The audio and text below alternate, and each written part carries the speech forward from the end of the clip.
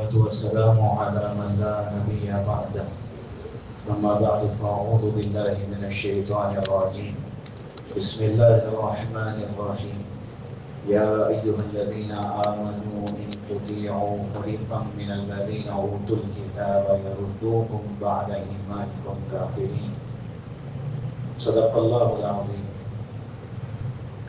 میرے معزز دینی بھائیوں، عزیزوں، دوستوں اور بزرگوں، میری اور آپ کی سب سے بڑی پہچان یہ ہے کہ ہم مسلمان ہیں. بطور اسلام کے، بطور مسلم ہونے کے ہمارا ایک رشتہ ہے اور یہ سب سے مضبوط رشتہ ہے. باقی جو رشتے ہیں، خاندان، قبیلے، حسب نسب، یہ سب ایک پہچان کے لیے ہے، لیکن اسلامی جو رشتہ ہے یہ بہت مضبوط رشتہ ہے. اللہ نہیں چاہتے کہ اس رشتے میں کسی بھی طرح سے دراڑ آئے. ایمان والوں کو چاہیے کہ ہمیشہ مل جل کر رہیں، ان کے درمیان میں اتحاد و اتفاق. آج مسئلہ یہ ہے کہ انفرادی اور اجتماعی زندگی دونوں طریقے سے، دونوں زندگی آج یہ نفرت کا شکار ہو گئی. ایک چھوٹا سا گھر جس میں 5-6 افراد رہتے ہیں، ان کے درمیان میں اختلاف ہوتا ہے، ان کے درمیان میں نفرتیں ہوتی ہیں. کبھی ایسا ہوتا ہے کہ ماں باپ اپنے بچوں سے غصہ ہیں، ناراض ہیں، یا پھر بچے اپنے ماں باپ سے ناراض ہیں. میاں بیوی جو بڑا گہرا رشتہ ہوتا ہے، یہ اپنی زندگی بوجھ سمجھ کے گزار رہے ہوتے ہیں. کبھی ساس کو اپنی بہو سے مسئلہ ہے، کبھی بہو کو اپنے ساس سے مسئلہ ہے. ہر رشتہ انفرادی طور پر آپس میں کسی نہ کسی طرح سے یہ اختلاف کا شکار ہوتے جا رہا ہے. بہرحال آج جو آپ حضرات کے سامنے بات رکھنی ہے وہ انفرادی اختلاف نہیں ہے، وہ اجتماعی اختلاف پر ہے. یعنی پوری امت مسلمہ، اللہ کی مدد امت کے ساتھ اسی وقت میں ہوگی جب امت متحد ہوگی، ایک ہوگی. جب ان میں آپس میں اختلاف ہو جائے گا اور ایک دوسرے سے نفرت کرنے لگ جائیں گے، مسلمان ہوتے ہوئے بھی ایک دوسرے کو کافر بولنے لگیں گے، ہر قسم کی تقسیم کرنے لگیں گے، ہماری عبادت گاہیں الگ ہو جائیں گی، ہماری مسجدیں الگ ہو جائیں گی، ہمارے خاندانی اعتبار سے ہم ایک دوسرے پر فخر کرنے لگیں گے، یا مالداری ہونے کے اعتبار سے ہم ایک دوسرے پر فخر کرنے لگیں گے، تو پھر ہم اللہ کی نظروں سے گر جائیں گے، اللہ کی مدد ہمارے ساتھ نہیں رہے گی. ہم جو سوچتے ہیں نا کہ ساری دنیا میں اس وقت میں مسلمان حالات میں ہیں، اور سب سے زیادہ مسلمان ہی حالات میں ہیں ہر جگہ.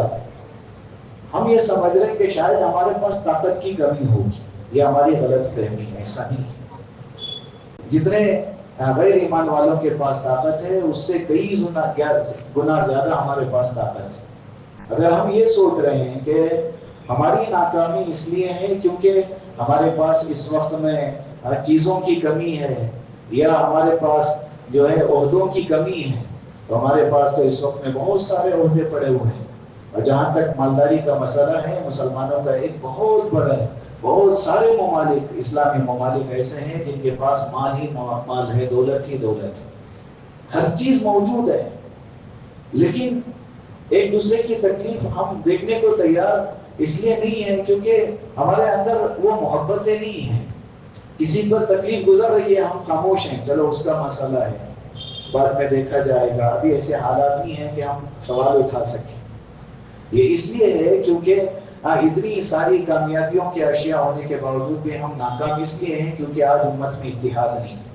جو آیت آج میں نے پڑھی، اس آیت میں ایک شان نزول ہے، ایک واقعہ ہے. رسول اللہ صلی اللہ علیہ وسلم نے صحابہ کو، وہ الگ الگ جگہ کے صحابہ تھے، ان کو اللہ کے رسول صلی اللہ علیہ وسلم نے بھائی بھائی بنا کے رکھا تھا. وہ کبھی بھی آپس میں اپنے قبیلے کی وجہ سے لڑتے نہیں تھے، اپنے خاندان کی وجہ سے لڑتے نہیں تھے. ایسے رہتے تھے جیسے سگے بھائی ہیں. الگ الگ جگہ سے رسول اللہ صلی اللہ علیہ وسلم نے محنت کر کے صحابہ کو جمع کیا. جیسے حضرت سلمان رضی اللہ تعالیٰ، یہ ملک فارس سے تھے، یہ عرب بھی نہیں ہے، یہ فارس سے ہیں، اور یہ رسول اللہ صلی اللہ علیہ وسلم کے صحابی ہیں. یہ جب مدینے میں رہتے تھے آنے والے لوگوں کو ایسا لگتا تھا کہ یہ مدینے کے آدمی نہیں بلکہ رسول اللہ کے گھر کے آدمی ہیں۔ کئی سارے لوگوں نے یہ بتایا کہ سلمان کو دیکھ کر ہم نے یہی سمجھا کہ یہ اہل بیت میں سے ہیں، یہ رسول اللہ صلی اللہ علیہ وسلم کے گھر میں سے ہیں، خاندان میں سے ہیں، حالانکہ یہ فارس سے آئے ہوئے تھے۔ اللہ کے رسول صلی اللہ علیہ وسلم نے ان کو الگ نہیں رکھا کہ یہ فارس کے ہیں تو الگ مقام دیا جائے۔ حضرت سہیب رضی اللہ تعالیٰ یہ ملک روم سے تھے۔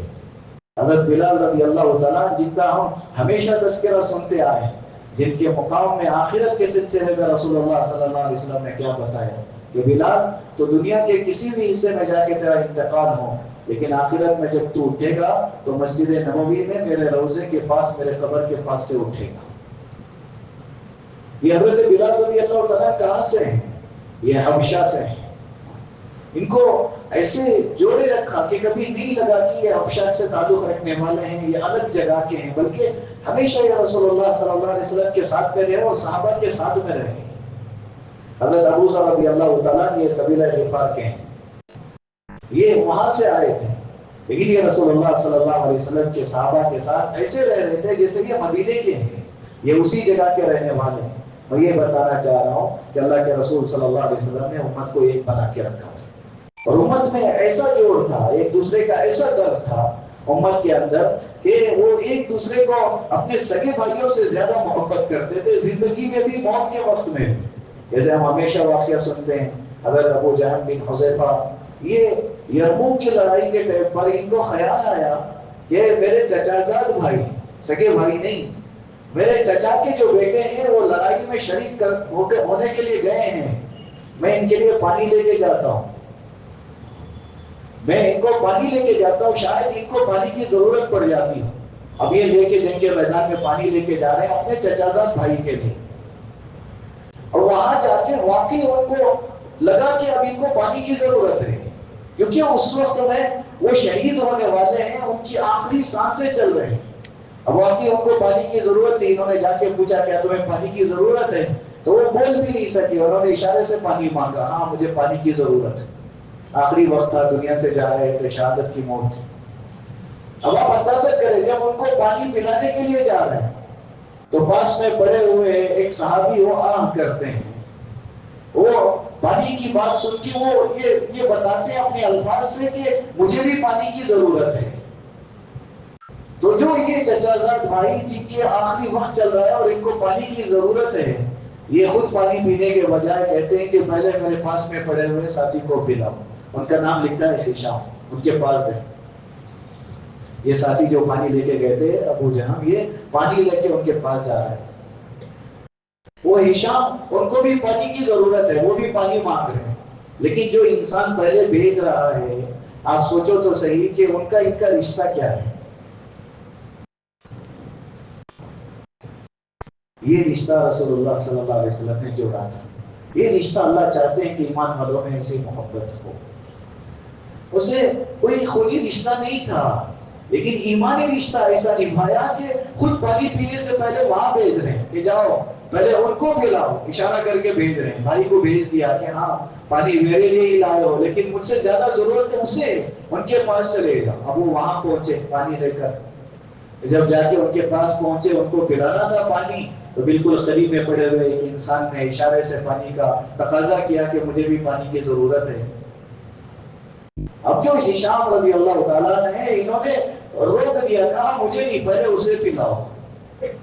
ان تینوں کے درمیان میں آپ کو کون سا رشتہ نظر آ رہا ہے جسے اس شدت کے ساتھ نبھانے کی کوشش کر رہے؟ وہ ایمانی رشتہ ہے جس کی آج کمی محسوس ہوتی ہے، وہ جانے اس کی تکلیف۔ پہلے پڑوسی ایسے رہتے تھے جیسے سگے رشتے دار ہو۔ ایک مسلمان کسی محلے میں رہ کے جب وہ گھر بدلنے جاتا تو سارا محلہ غم میں ڈوب جاتا تھا، لیکن آج ماحول کیا ہے؟ مسلمان غیروں کے محلوں میں گھر تلاش کرتے ہیں۔ ان کو نہیں چاہیے مسلمان پڑوسی، نہیں چاہیے، یہ غیروں کے محلوں میں رہنا چاہتے ہیں۔ ہم نے وہ ایمانی رشتے کی اہمیت کو نہیں سمجھا، جو رشتہ رسول اللہ صلی اللہ علیہ وسلم نے ایسے جوڑے رکھا تھا کہ حضرت صحابہ آخری وقت میں بھی اسے نبھا رہے، وہ ان کے پاس، وہ ان کے پاس۔ کہتے ہیں حضرت ابو جہاں، وہ میں جب لے کے پہنچا نا تو تیسرے انسان کے پاس، تو ان تک پہنچنے تک میں ان کو پانی پلاتا، لیکن ان کی روح تو قبض ہو چکی تھی، وہ تو دنیا سے چلے گئے تھے۔ اب وہاں سے میں ہشام کے پاس آیا، وہ بھی دنیا سے چلے گئے تھے۔ اب جن کو پانی پلانے کے لیے میں اپنے چچا صاحب بھائی کو پانی پلانے کے لیے جو پانی لایا تھا، اب میں دوڑے ہوئے جب وہاں پہنچا وہ بھی دنیا سے چلے گئے تھے۔ تینوں اللہ کو پیارے ہو جاتے ہیں، لیکن اپنے بھائی سے پہلے ایک قطرہ پانی پینا پسند نہیں کرتے۔ یہ اسلام ہے، یہ اسلامی رشتہ ہے۔ اللہ کے رسول صلی اللہ علیہ وسلم نے اس رشتے کے بارے میں فرمایا المسلم اخو المسلم، مسلمان مسلمان کا بھائی۔ اگر کسی مسلمان کی تکلیف کو ہم محسوس نہ کریں بلکہ یہ سوچیں کہ اس کی اپنی تکلیف ہے، پھر ہم کامل ایمان والے نہیں ہو سکتے۔ ہمارا ایمان پھر بھی ادھورا ہے، کیونکہ ہمارے اندر اس رشتے کو نبھانے کی طاقت نہیں ہے، ہم نہیں نبھا پا رہے اس رشتے کو۔ یہ اسلامی رشتے کے بارے میں دیکھو، آج دنیا میں جتنی تنزلی ہے، جب سے مسلمانوں کی تنزلی شروع ہوئی، اس کے سب سے بنیادی وجہ یہی تھی کہ مسلمانوں نے آپس میں لڑنا شروع کیا تھا۔ ان کا آپس کا اختلاف، یہ پوری طرح سے مسلمان گرتے چلے گئے۔ جس اندلس کے بارے میں بتایا جاتا ہے کہ وہاں 800 سال مسلمانوں کی حکومت تھی۔ 800 سال جس ملک میں مسلمانوں نے حکومت کی تھی، اور حضرت طارق بن زیاد رضی اللہ تعالیٰ ایک چھوٹے سے لشکر کو لے کے وہاں پہنچے تھے، اس ملک کو فتح کیا تھا، ایک چھوٹے سے لشکر کے ساتھ آئے تھے۔ جب وہاں آئے اپنے سواری کے پیر کاٹ دیے کہ نہیں جائیں گے، یہ ہمارا ملک بنا کے رکھیں گے، اسلام کی ایک فضا بنائی۔ 800 سال تک مسلمانوں نے حکومت کی، لیکن آج آپ کو پتہ ہے وہاں کی ساری مسجدیں عیسائیوں کے بت خانے بن چکے ہیں، اور مسلمانوں کو آفر دیا گیا تھا کہ اگر یہاں رہنا ہے تو تمہیں عیسائی بن کے رہنا ہوگا۔ مسلمانوں کا جو اس وقت کا بادشاہ تھا، وہ عیسائی بادشاہ کے سامنے گھٹنے ٹیک کے اس نے چابیاں حوالے کی تھی، کہا سارے مسلمان تیرے حوالے ہیں، سب تیرے حوالے ہیں، ہمارے سارے ملک ہم تیرے حوالے کرتے ہیں۔ ایک چھوٹے سے لشکر کے ساتھ جسے طارق بن زیاد رضی اللہ عنہ نے فتح کیا تھا، مسلمانوں کی یہ حالت کیوں ہو گئی؟ علماء نے تاریخ میں لکھا ہے کہ مسلمان آپس میں لڑ رہے تھے۔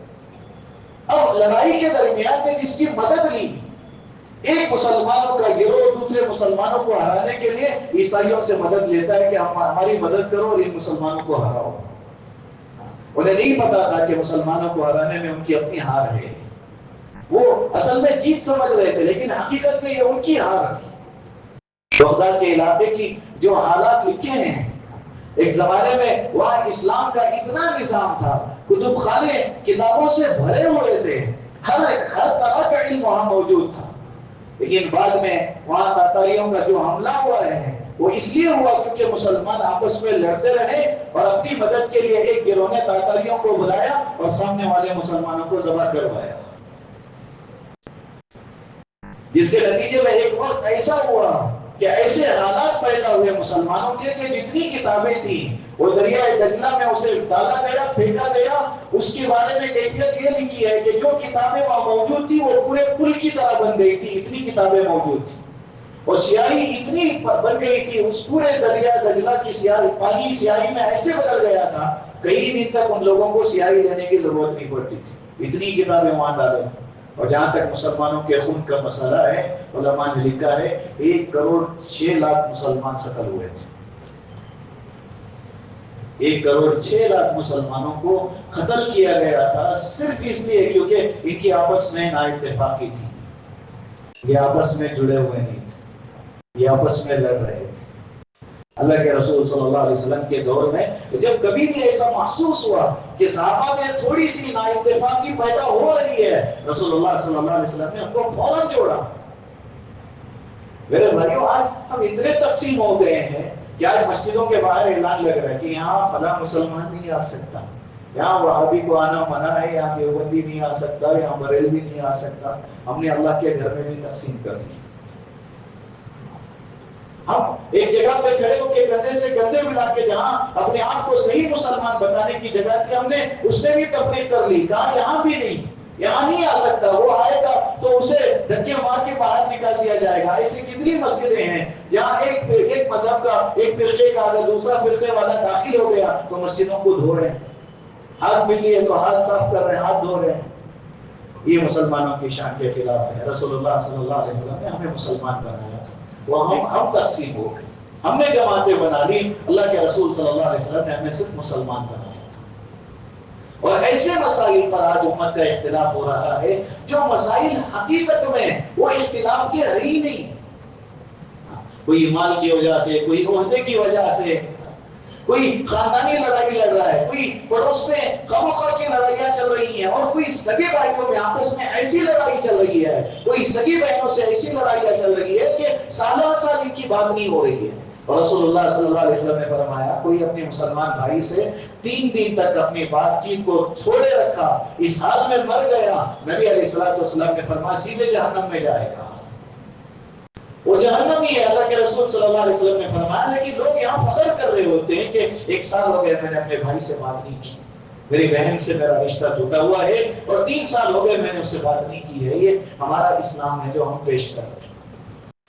لیکن اللہ کے رسول صلی اللہ علیہ وسلم کے صحابہ وہ تھے کہ ایک ضرورت مند کے گھر میں بکری کا سرا آتا ہے، وہ خود ضرورت مند ہے، لیکن خیال یہ آ رہا ہے کہ یار میں تو پھر بھی کبھی نہ کبھار کھا لوں گا، میرا پڑوسی جو موجود ہے وہ فلاں جگہ ہے، اس سے شاید زیادہ ضرورت ہوگی وہ وہاں دے دیتا ہے.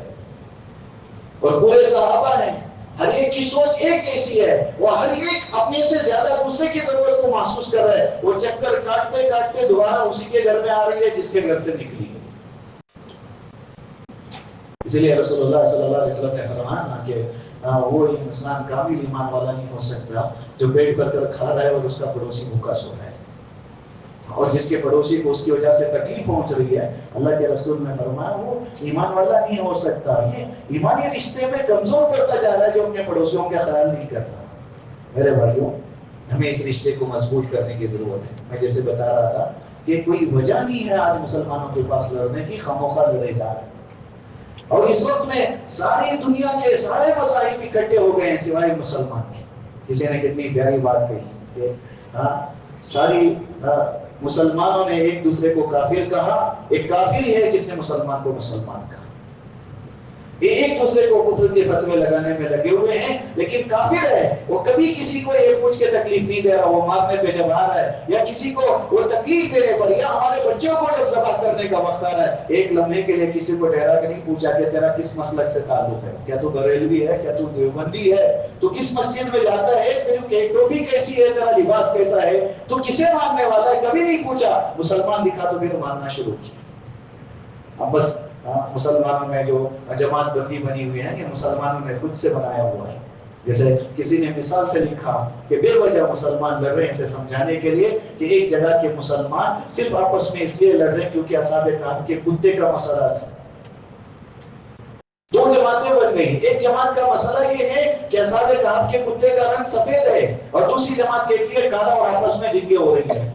اس کے بجائے کسی نے سفید کہہ دیا اور کسی نے کالا کہہ دیا، اور آپس میں جنگیں چل رہے ہیں، لڑائی چل رہے ہیں. مثال سے لکھا ایسے ہی وجوہات ہے جس کی وجہ سے مسلمان آپس میں لڑے.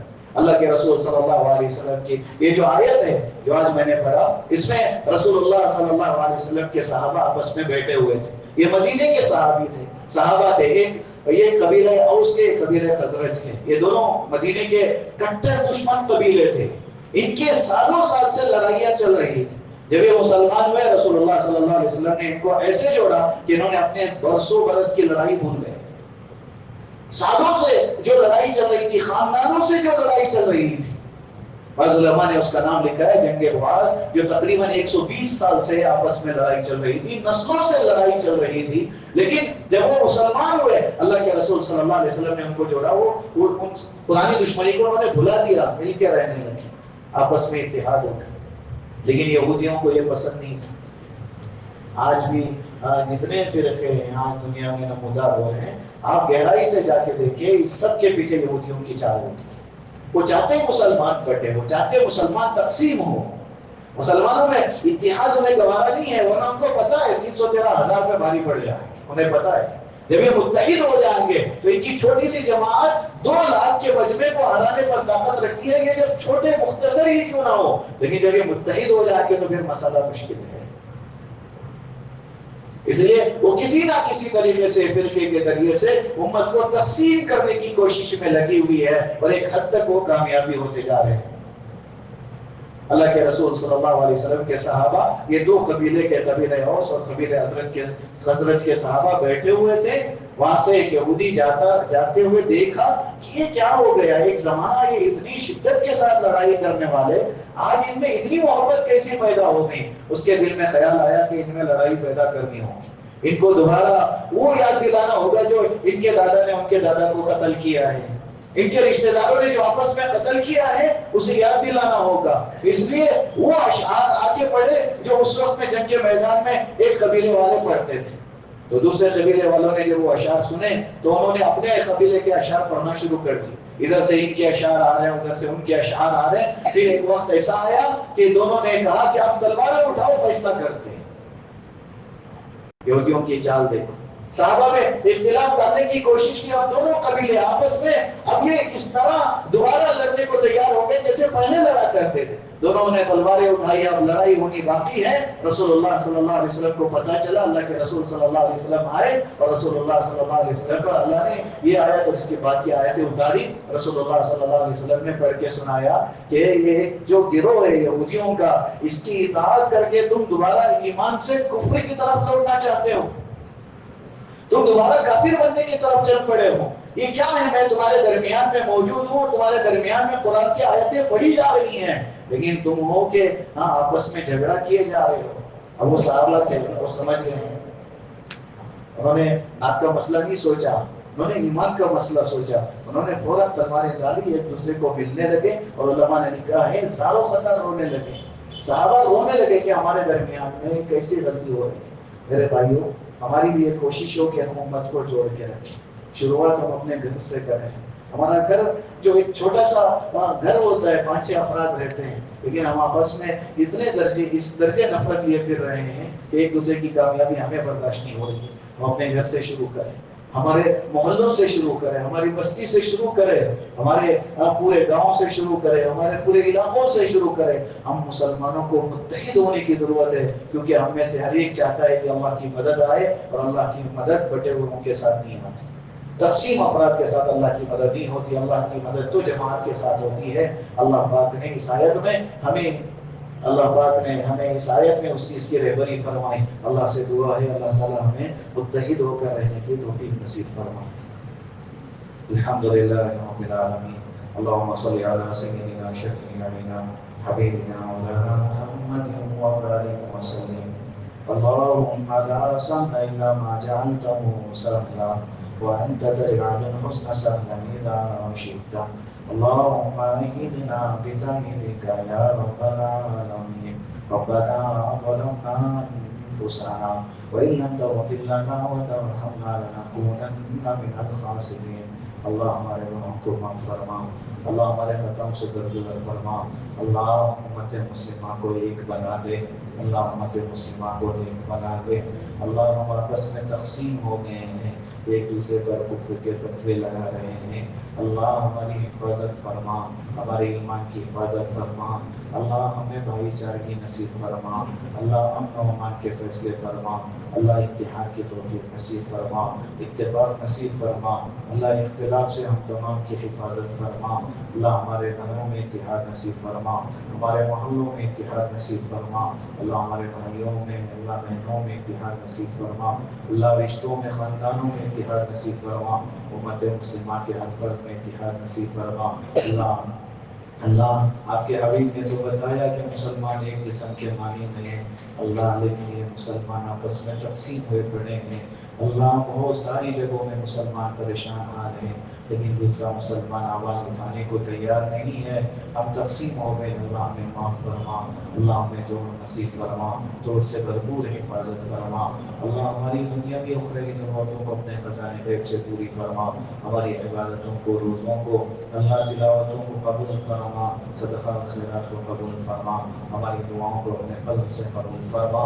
جزا اللہ عنا محمد صلی اللہ علیہ وسلم۔ سبحان ربک رب العزة عما یصفون وسلام علی المرسلین والحمد للہ۔